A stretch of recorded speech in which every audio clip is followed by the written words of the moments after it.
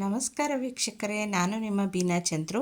ನಾನು ಈ ದಿನ ಪುದೀನ ಚಿಕನ್ ರೈಸ್ ಹೇಗೆ ಮಾಡೋದು ಅಂತ ಹೇಳ್ಕೊಡ್ತೀನಿ. ಇದಕ್ಕೆ ಬೇಕಾಗಿರೋ ಅಂತಹ ಇಂಗ್ರೀಡಿಯೆಂಟ್ಸು: ಈರುಳ್ಳಿ, ಹಸಿಮೆಣಸಿಕಾಯಿ, ಟೊಮೊಟೊ, ಕಾಯಿ, ಪುದೀನ, ಕೊತ್ತಂಬರಿ ಸೊಪ್ಪು, ಬೋನ್ಲೆಸ್ ಚಿಕನ್ನು, ಚಕ್ಕೆ, ಲವಂಗ ಮತ್ತು ಮ್ಯಾಗಿ ಮಸಾಲ, ಶುಂಠಿ ಬೆಳ್ಳುಳ್ಳಿ ಪೇಸ್ಟ್ ಈಗಾಗಲೇ ಒಂದು ಕಡೆ ಇಟ್ಕೊಂಡಿದ್ದೀನಿ.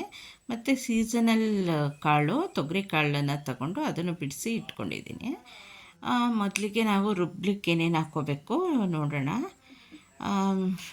ಮಿಕ್ಸಿ ಜಾರಿಗೆ ಚಕ್ಕೆ ಲವಂಗ ಹಾಕ್ಕೊಂಡೆ, ಪುದೀನ ಹಾಕ್ಕೊಂಡೆ, ಮತ್ತು ಇದಕ್ಕೆ ಕಾಯನ್ನು ಸಹ ಸೇರಿಸ್ಬೇಕು.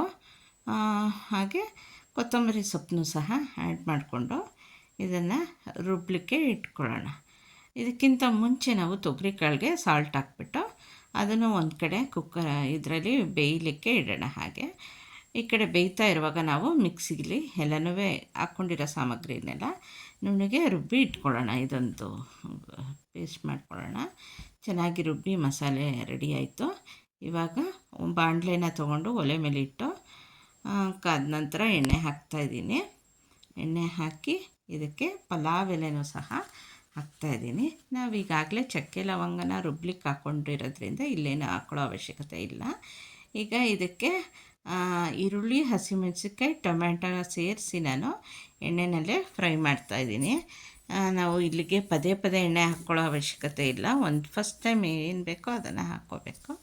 ಇವಾಗ ಇದಕ್ಕೆ ಕಟ್ ಮಾಡಿ ಇಟ್ಕೊಂಡಿದ್ದೀನಿ ಬೋನ್ಲೆಸ್ ಚಿಕನ್ ತೊಗೊಂಡು ಅದನ್ನು ಸ್ಮಾಲ್ ಪೀಸಸ್ಸಾಗಿ ಕಟ್ ಮಾಡಿ ಇಟ್ಕೊಂಡಿದ್ದೆ. ಅದನ್ನು ಸಹ ಈ ಬಾಣಲೆಗೆ ಸೇರಿಸ್ಕೊಂಡು ಅದನ್ನು ಚೆನ್ನಾಗಿ ಫ್ರೈ ಮಾಡ್ಕೋಬೇಕು. ಎಲ್ಲ ಟೊಮ್ಯಾಟೊ, ಈರುಳ್ಳಿ ಎಲ್ಲ ಚೆನ್ನಾಗಿ ಫ್ರೈ ಆಗಬೇಕು. ಈ ಚಿಕನ್ ಎಲ್ಲ ಚೆನ್ನಾಗಿ ಹಸಿ ವಾಸನೆ ಹೋಗಿ ಫ್ರೈ ಆಗೋ ರೀತಿ ಇಟ್ಕೋಬೇಕು. ಇದಕ್ಕೆ ನಾನು ಈಗಾಗಲೇ ಉಪ್ಪು ಆ್ಯಡ್ ಮಾಡಿಕೊಂಡೆ ಮತ್ತು ಅರಿಶಿಣನೂ ಸಹ ಸೇರಿಸ್ಕೊಂಡಿದ್ದೀನಿ. ಶುಂಠಿ ಬೆಳ್ಳುಳ್ಳಿ ಪೇಸ್ಟನ್ನು ಸಹ ಇದಕ್ಕೆ ಹಾಕ್ಕೊಂಡೆ. ಇವಾಗ ಇದನ್ನು ಬನ್ನಿ ಚೆನ್ನಾಗಿ ಫ್ರೈ ಮಾಡ್ಕೊಳ್ಳೋಣ. ಇವಾಗ ಚೆನ್ನಾಗಿ ಫ್ರೈ ಆಗ್ತಾ ಇದೆ. ಅಡಿಗೆ ಇಟ್ಕೊಳ್ತಾ ಇರುವಂಗೆ ಚೆನ್ನಾಗಿ ತಿರುಗಿಸ್ತಾ ಇರಬೇಕು ಪದೇ ಪದೇ. ಇವಾಗ ಚೆನ್ನಾಗಿ ಫ್ರೈ ಮಾಡ್ಕೊಳ್ತಾ ಇದ್ದೀನಿ. ಈಗ ಇದಕ್ಕೆ ನಾವು ಈಗಾಗಲೇ ಕಾಳನ್ನು ಬೇಯಿಸಿಟ್ಕೊಂಡಿರೋದನ್ನು ಆ್ಯಡ್ ಮಾಡಬೇಕು. ಮತ್ತು ನಾನು ಮಸಾಲೆಗೆ ಹಾಕ್ಕೊಳ್ಳೋದಲ್ಲದೆ ಇಲ್ಲಿ ಪುದೀನ, ಕೊತ್ತಂಬರಿ ಸೊಪ್ಪನ್ನು ಸಹ ಸ್ವಲ್ಪ ಹಾಗೆ ಮಿಗಿಸ್ಕೊಂಡು ಕಟ್ ಮಾಡಿ ಇಟ್ಕೊಂಡಿದ್ದೆ. ಅದನ್ನು ಸಹ ಇದಕ್ಕೆ ಸೇರಿಸ್ಕೊತಾ ಇದ್ದೀನಿ. ಇವಾಗ ಕಾಳನ್ನು ಸ್ಟ್ರೈನ್ ಮಾಡಿಬಿಟ್ಟು ಅದನ್ನು ಸಹ ಕಾಳನ್ನು ಸಹ ಇಲ್ಲಿಗೆ ಹಾಕ್ತಾಯಿದ್ದೀನಿ. ಹಸಿ ತೊಗರಿಕಾಯಿನ ಬೇಯಿಸಿ ಇಟ್ಕೊಂಡಿದ್ದೆ ಉಪ್ಪಾಕಿ, ಅದನ್ನು ಸಹ ಇಲ್ಲಿಗೆ ಹಾಕ್ಕೊಳ್ಳೋದು. ಈ ಒಗ್ಗರಣೆಗೆ ಹಾಕ್ಕೊಂಡು ಅದನ್ನು 1-2 ನಿಮಿಷ ಅದರದ್ದು ಹಸಿ ಸ್ಮೆಲ್ ಏನಾದರೂ ಇದ್ದರೆ ಅದು ಚೆನ್ನಾಗಿ ಹೋಗುವಂಗೆ ಅದನ್ನು ರುಬ್ಕೊಳ್ಳೋದು. ಇವಾಗ ಎಲ್ಲನೂ ಕಾಳೆಲ್ಲ ಹಾಕ್ಕೊಂಡು ಇದನ್ನು ಚೆನ್ನಾಗಿ ಫ್ರೈ ಮಾಡ್ತಾಯಿದ್ದೀನಿ. ಈ ನಂತರ ನಾವು ಈಗಾಗಲೇ ಮ್ಯಾಗಿ ಮಸಾಲ ಒಂದು ಇಟ್ಕೊಂಡಿದ್ದೀವಲ್ಲ, ಅದನ್ನು ಸಹ ಇದಕ್ಕೆ ಸೇರಿಸ್ಕೋಬೇಕಾಗತ್ತೆ. ಸೇರಿಸ್ಕೊಂಡು ಅದನ್ನು 1 or 2 ಮಿನಿಟ್ಸು ಚೆನ್ನಾಗಿ ಫ್ರೈ ಮಾಡ್ಕೋಬೇಕು. ಮ್ಯಾಗಿ ಪೌಡರನ್ನು ಹಾಕ್ಕೋತಾ ಇದ್ದೀನಿ ನಾನೀಗ ಕಟ್ ಮಾಡಿಕೊಂಡು.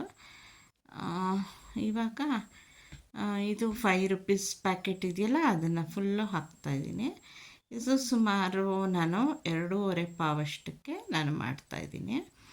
ಇದನ್ನು ಹಾಕ್ಕೊಂಡು ಚೆನ್ನಾಗಿ ಮ್ಯಾಗಿ ಮಸಾಲನೂ ಎಲ್ಲ ಕಡೆನೂ ಇದಾಗಬೇಕು. ಹಾಗೆ ಆನಂತರ ನಾವು ಈಗಾಗಲೇ ರುಬ್ಬಿಟ್ಟಿಟ್ಕೊಂಡ್ವಲ್ಲ ಕಾಯಿ, ಪುದೀನ ಎಲ್ಲನೂ, ಅದನ್ನು ಸಹ ಈ ಮಿಶ್ರಣಕ್ಕೆ ಹಾಕಿ ಚೆನ್ನಾಗಿ ಆಯಿಲ್ನಲ್ಲೇ ಹಸಿ ವಾಸನೆ ಹೋಗೋವರೆಗೂ ಚೆನ್ನಾಗಿ ಫ್ರೈ ಮಾಡ್ಕೋಬೇಕು. ಮಿಕ್ಸಿ ಜಾರ್ಗೆ ಒಂಚೂರು ನೀರು ಹಾಕ್ಕೊಂಡು ಅದನ್ನು ನೀರು ಅಲ್ಲಾಡಿಸ್ಕೊಂಡು ಇಲ್ಲಿಗೆ ಹಾಕ್ಕೋತಾ ಇದ್ದೀನಿ.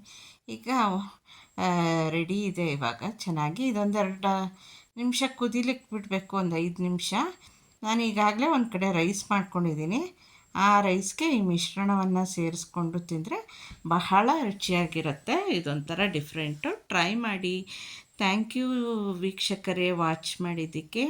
Please subscribe my channel. Thank you so much.